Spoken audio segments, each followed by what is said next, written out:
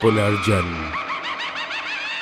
कुछ लोग एक औरत को पेड़ पर जलाकर मार रहे थे। मैं वापस आऊंगी, मैं वापस आऊंगी और जब चाहूंगी तो इस दुनिया में तहलका मचा दूंगी। तुम सबने मुझे मारकर अच्छा नहीं किया। इस घटना को 3 साल बीत गए थे और अब इलाहाबाद शहर में सभी लोग अपना जीवन खुशी से बिता रहे थे। वहीं दूसरे शहर से मंजू और अनुराग इलाहाबाद में रहने के लिए आए थे। मंजू प्रेग्नेंट थी और अनुराग मंजू को सारी खुशियां देता। कुछ समय बाद मंजू को एक छोटी सी सुंदर सी लड़की होती है।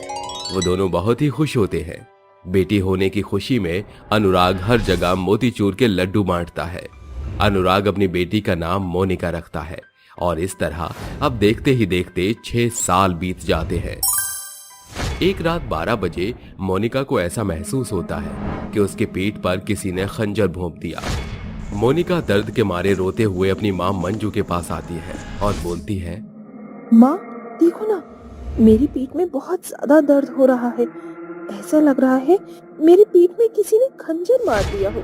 अरे बेटा, कैसे बात कर रही हो? इधर आओ, मैं देखती हूँ। मंजू मोनिका के कपड़े को उठाकर देखती है, लेकिन उसकी पीठ पर कुछ भी नहीं था और वो मोनिका की पीठ को सहलाती है और उसको सुला देती है। मोनिका सो जाती है, लेकिन मानो उसको सपने में किसी ने जकड़ रखा हो। वो सपना देखती है कि एक औरत जंगल के रास्ते जा रही है और उसको किसी ने पीछे से खंजर भोंक के पेड़ में बांधकर जलाकर मार दिया। उस रात मोनिका सोती नहीं है। अगली सुबह मोनिका अपने माँ बाबा से कुछ बोलती कि तभी उसकी माँ बोलती है, बेटा, वी आर रियली सॉरी, हम लोग तुम्हें टाइम नहीं दे पाते। देखो बेटा, मैं शाम को आकर तुमसे बात करती हूँ। फ्रिज में तुम्हारा नाश्ता रखा हुआ है तो उसको टाइम से खा लेना। अभी फिलहाल मुझे और तुम्हारे पिताजी को ऑफिस जाने के लिए लेट हो रहा है। ओके बेटा, टेक केयर, बाय। वो दोनों वहां से चले जाते हैं और बेचारी मोनिका घर में अकेली रह जाती है। धीरे धीरे करके अब वो बड़ी होने लगी। मोनिका ने अपने घर में अपने अकेलेपन के साथ एक रिश्ता जोड़ लिया और अब उसे किसी के साथ की जरूरत नहीं थी। वो अकेली ही रहती थी।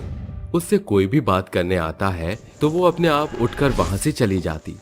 एक दिन मोनिका के घर से एक आदमी गुजर रहा था कि तभी उसके हाथ में हल्की सी चोट लग जाती है, जिस वजह से उसके हाथ से खून निकलने लगता है। खून को देखकर मोनिका की आंखें लाल हो जाती हैं और भागते हुए उस खून को चाट लेती है और हंसते हुए खुद से बोलती है,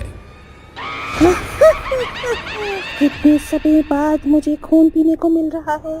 मैं इस आदमी को अब नहीं छोड़ूंगी। इतना कहकर मोनिका पागलों की तरह उस आदमी का पीछा करने लगती है और दौड़ते हुए उस आदमी को पीछे से झपट लेती है और उसकी गर्दन पर काट के उसका खून पी लेती है और उसको खींचकर जंगल में ले जाती है, जिसके बाद वो उसके शरीर को खा जाती है और हंसते हुए भागकर घर आ जाती है। ऐसे ही अब दिन गुजरने लगे और उस शहर में आए दिन लोगों की मौतें होने लगी। इस मौत की घटनाओं को देखते हुए सभी लोग बहुत ही ज्यादा डर गए और वहां के सभी लोग इकट्ठा होकर एक दूसरे से आपस में बात करते हुए बोलते हैं, अरे राज, यहाँ पर तो लोग आए दिन मरते ही जा रहे हैं। पता नहीं इन्हें कौन मार रहा है। राकेश भैया, मुझे तो ये किसी चुड़ैल का काम लगता है। कहीं ऐसा तो नहीं कि वो वापस आ गई हो, क्योंकि वो बोल रही थी कि वो वापस आएगी। अरे शुभ शुभ बोलो, रात का समय हो रहा है, उसका नाम मत लो तुम। वो सभी लोग आपस में बात करके अपने अपने घरों में चले जाते हैं, जिसके बाद मोनिका अपने घर से निकलती है और एक भयानक चुड़ैल का रूप ले लेती है और हंसते हुए वो हवा में उड़ने लगती है कि तभी उसको एक आदमी देख लेता है और वो डर के मारे सो जाता है। अगली सुबह वो ये सारी बातें लोगों को बताता है। ये सब सुन बाकी सभी लोग बहुत डर जाते हैं। डरते हुए अपनी सुरक्षा के लिए तांत्रिक के पास जाते हैं और उसको सारी बात बता देते हैं। थोड़ी देर बाद तांत्रिक उनके गांव में वापस आता है और अपने मंत्रों का उच्चारण शुरू कर देता है।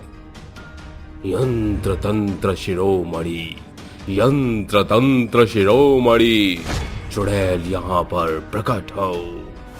उसकी मंत्र विद्या को सुन मोनिका वहां प्रकट हो जाती है। मोनिका को देख सभी गांव वालों के साथ साथ मंजू भी डर जाती है, क्योंकि उसकी बेटी कोई मामूली इंसान नहीं बल्कि एक आधी चुड़ैल और आधी इंसान थी। उसके खुले हुए लंबे काले और घने बाल थे और वो हंसते हुए बोलती है, था ना तांत्रिक, मैं वापस आऊंगी और जब आऊंगी तो इधर तहलका मचा दूंगी। यहाँ पर अब कोई भी जिंदा नहीं बचेगा। मैं अपनी मौत का बदला गिन गिन के लूंगी सबसे। मैं किसी को भी नहीं छोड़ूंगी, सबको मार दूंगी मैं। अपनी बेटी को इस हालत में देख मंजू रोते हुए उसके पास जाती है और उससे बोलती है, आखिर तुम कौन हो? क्यों तुमने मेरी बेटी को जकड़ रखा है? उसे छोड़ दो। तुम किस बात का बदला ले रही हो? माँ की ममता देख मोनिका थोड़ा सहम जाती है और अपनी आंखों में आंसू लिए बोलती है, तुमने तो मुझे जन्म दिया है, इसीलिए मैं तुमसे कोई सच छुपाना नहीं चाहती। मैं तुम्हें अपना सच बता रही हूँ। इसी गांव में रहती थी मैं, यहाँ काला जादू किया करती थी, लेकिन मैंने काला जादू कुछ समय बाद छोड़ दिया, क्योंकि मुझे ये बात पता चल चुकी थी कि काले जादू से मेरा ही नुकसान हो रहा है। और एक दिन मेरा पति बहुत ही ज्यादा बीमार पड़ गया और उनके लिए रात के 12 बजे मैं जंगल में अकेले जड़ी बूटी लेने जा रही थी। तभी इन लोगों ने पीछे से मुझे छुरा भोंक दिया और जब मैं घायल हो गई तब इन सभी लोगों ने मुझे पेड़ से बांधकर जिंदा जला दिया। मेरा शरीर जल गया, लेकिन मेरी आत्मा नहीं रह गई। मैंने इनसे वादा किया था कि मैं अपनी मौत का बदला लेने जरूर आऊंगी।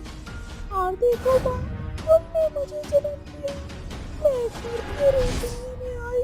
भगवान भी उन्हीं की सुनता है जो अच्छा होता है। उन्होंने मुझे इस दुनिया में भेज दिया ताकि मैं अपनी और अपने पति की मौत का बदला ले सकूं।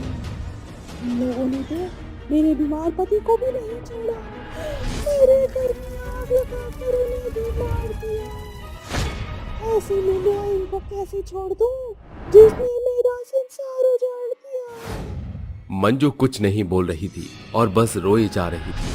अपनी माँ को रोता हुआ देख मोनिका बोलती है, माँ तुम रो मत माँ, मैं तुम्हें रोता हुआ नहीं देख सकती।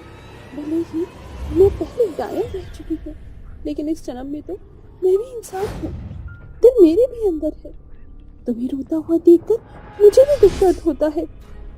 बेटा तू एक मामूली इंसान की तरह रह ले यहाँ पर। ये मौत का आतंक बंद कर दे बेटा। नहीं माँ, इन लोगों ने मेरे साथ अच्छा नहीं किया।